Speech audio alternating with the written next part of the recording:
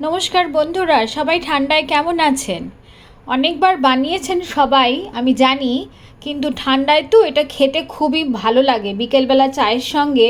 তাই ভাবলাম আজকে আপনাদের জানা সত্ত্বেও এটা বানাই। আজকে নিশ্চয়ই আপনাদের মনে পড়ে যাবে যে এটা একবার বানালে কীরকম হয়। আমি যেমন বানাই আপনারা বানাবেন, হয়তো অনেকেই জানেন, অনেকে অনেকবার বানিয়েছেন। আগে একটা ভাজা মশলা বানাবো। শুকনো লঙ্কা দিয়ে দিলাম, এরপরে দিয়ে দেবো হচ্ছে একটা দারচিনি, দুটো লবঙ্গ আর একটা ছোট এলাচ। এটা একটু সময় নিয়ে লাগে তো এর গন্ধটা বেরোতে, তাই এগুলো একটু আগে দিলাম। আস্তে আস্তে দিয়ে দেব একটা গোলমরিচ। আন্দাজ করতে পারছেন বন্ধুরা কি বানাচ্ছি আজকে? ভাজা মশলা দিয়ে। আর এরপর দিয়ে দিচ্ছি, প্লেটে রেখেছি দেখতে পাচ্ছেন, কিছু মৌরি, ধনে আর জিরে, এটাও দিয়ে দিচ্ছি। এরপর এটাও ভাজা হয়ে যাক। আঁচ একদম মিডিয়াম ফ্লেমে করা আছে। মশলা প্রায় ভাজা ভাজা হয়ে গেছে বন্ধুরা। এবার গ্যাসটাকে অফ করে দিচ্ছি। ঠান্ডা হয়ে গেলে পরে এটাকে গ্রাইন্ড করে নেব। কড়াই গরম আছে, আমি দিয়ে দিচ্ছি সর্ষের তেল সামান্য, দিয়ে অল্প কিছু বাদাম ভেজে নেব।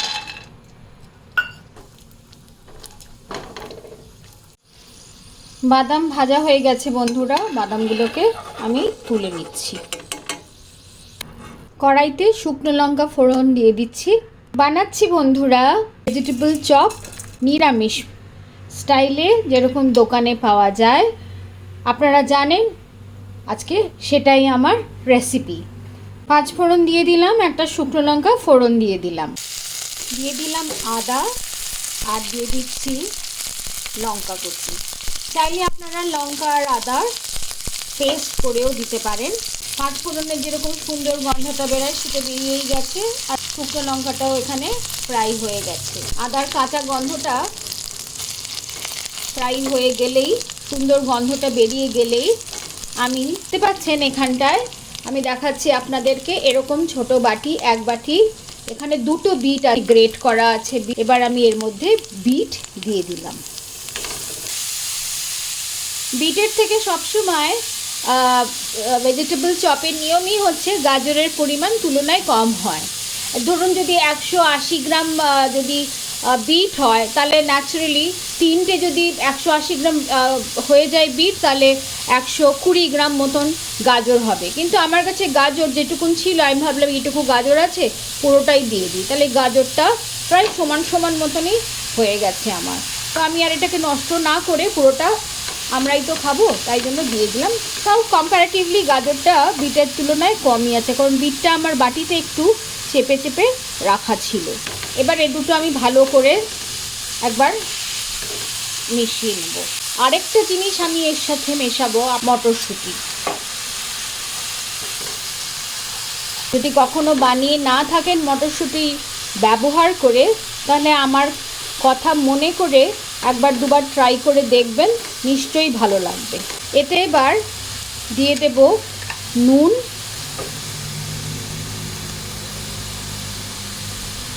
আর দিয়ে দিচ্ছি খুব সামান্য, আমার চামচগুলো দেখছেন মশলার চামচগুলো, এগুলো চায়ের চামচও নয় বন্ধুরা, একদম ছোট্ট ছোট্ট চামচ, তার সামান্য হলুদ।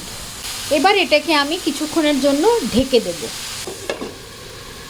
প্রায় 10 মিনিট হয়ে গেছে বন্ধুরা। এবার ঢাকনা খুলে দেখছি ভালো মতন সেদ্ধ হয়ে গেছে। এর সাথে আমি মিশিয়ে দেব আলু। আলুগুলোকে অল্প স্ম্যাশ করে রেখেছিলাম আমি, এই ম্যাশ করা আলুগুলো আমি দিয়ে দিচ্ছি। এখানে ছোট ছোট দুটো আলু নিয়েছি বন্ধুরা আমি। এর সাথে যে ভাজা মশলাটা আমি বানিয়ে রেখেছিলাম, সেটার থেকেও পরিমাণ মতন যতটা লাগবে ততটা এর মধ্যে দিয়ে দিচ্ছি। আর দিয়ে দিচ্ছি এতটুকুন আমচুর পাউডার, আর স্বাদটাকে ব্যালেন্স করার জন্য দিয়ে দিচ্ছি সামান্য পরিমাণ চিনি।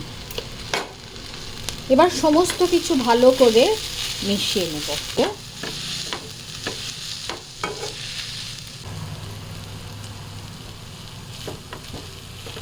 এর সাথে মিশিয়ে দেব যে বাদামটা আমরা ভেজে রেখেছিলাম, সেই বাদামটা এবার দিয়ে দেব ধনেপাতা। ধনেপাতা দিয়ে ভালো করে মিশিয়ে নেব।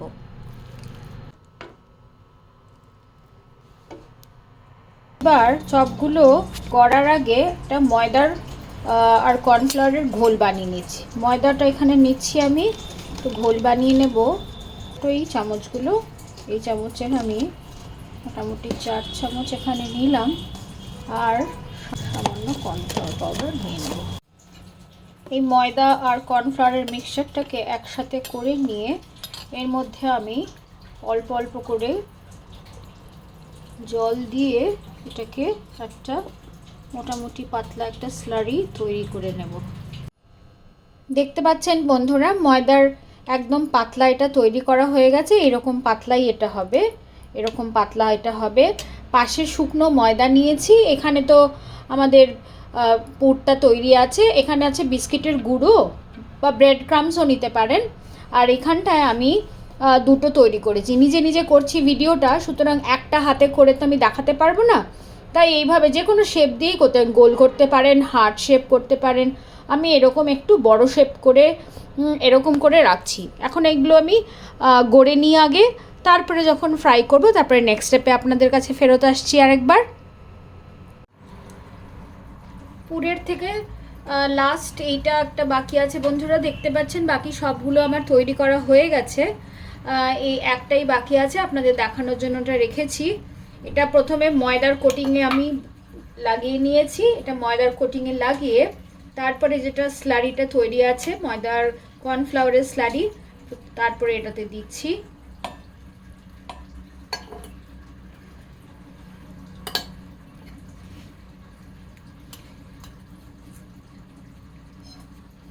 এটাতে ভালো করে এটাকে কোট করে নিয়ে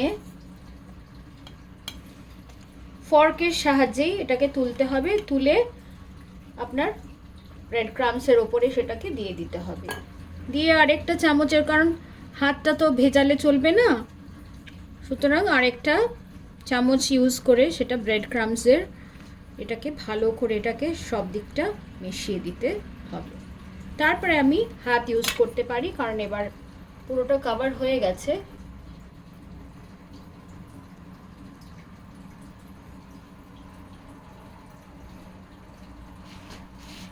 লাস্ট এটা তৈরি হয়ে গেছে।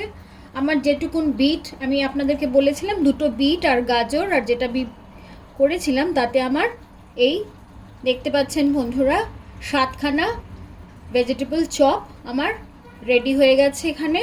এবার আমি এগুলোকে ভেজে নেব। ছোট ফ্রাই প্যানটায় তেল গরম করে নিয়েছি বন্ধুরা। এবার আমি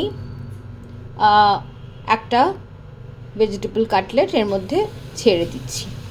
অল্প করে করছি, কারণ কি তেল অনেকটা নষ্ট হয়ে যাবে না হলে, সেজন্য আমি একটা করেই ফ্রাই করব। আঁচ একদম কম করে রাখা আছে বন্ধুরা, দেখতে পাচ্ছেন। এইভাবে উল্টে পাল্টে আমাদেরকে ভেজে নিতে হবে। ভাজা হয়ে গেছে বন্ধুরা। ভেজে গরম গরম ভেজিটেবল চপ সার্ভ করা হয়ে গেছে, সঙ্গে 1 কাপ চা। শীতের বিকেলবেলা এরকম তৈরি করে আপনারাও নিশ্চয়ই খেয়েছেন বা খাবেন। এরকম না খেয়ে থাকলে একবার আমার এরকম দেখা দেখি একবার বানিয়ে ফেলে খেয়ে দেখুন, খুব ভালো লাগবে। সঙ্গে থাকবেন বন্ধুরা, সঙ্গে থাকলে তো খুবই ভালো লাগবে। সাবস্ক্রাইব করবেন চ্যানেলটাকে, আর পাশে থাকার জন্য তো সবসময়ই ধন্যবাদ আপনাদেরকে জানাই। কে কোথা থেকে দেখলেন ভিডিওটা জানতে পারলে খুব ভালো লাগবেন। সবাই খুব ভালো থাকবেন বন্ধুরা, ধন্যবাদ।